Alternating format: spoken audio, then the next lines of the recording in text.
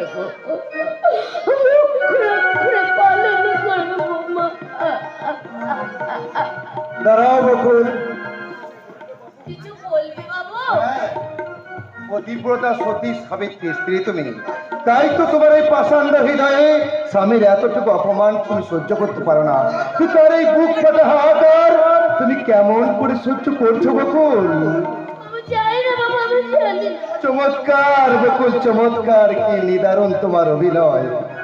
সবার সামনে স্বামীকে আসামির কাঠ করায় দাঁড় করিয়ে তাকে বিবিকে চাবুক মারছো, আর সবার সামনে ভালো মানুষ সাজতে বলছো স্বামী আমার কাছে দেবতা। বাবু দেবতাই যদি, তাহলে কেন কেন তুমি আমাকে সবার সামনে দানব সাজিয়ে রেখেছো? না, দানব নয় গো, দানব নয়।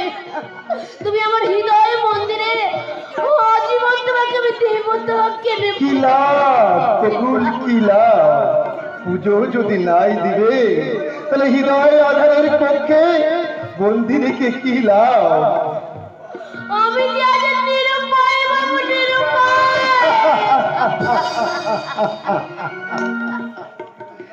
সম্পর্কের অধিকারে স্ত্রী তার স্বামীর কাছে আসবে, তাতেও সে নিরুপায়।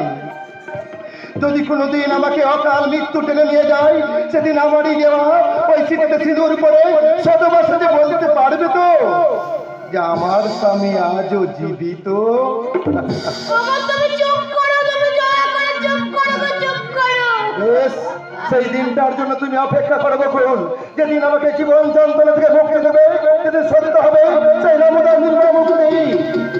যে স্বামী তার স্ত্রীর ব্যথা বুঝে না, সেই স্বামী থাকার থেকে না থাকায় অনেক অনেক ভালো বকুল, অনেক ভালো, অনেক।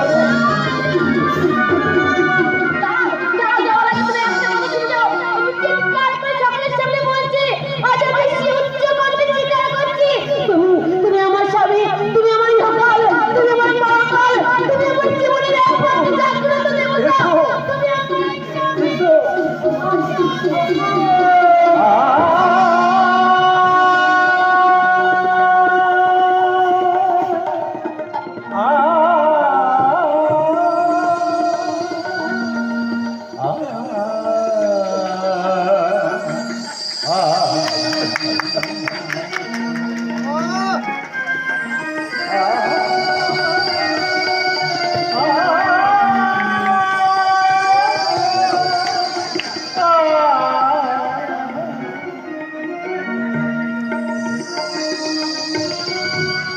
আজকে রাতে শপথ করি, দুজনে দুজনা হাতটি ধরি।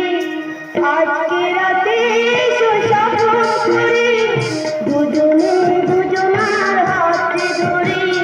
দুজনাই একই পথে চলব, দুজনে একই সুরে গাইব। তুমি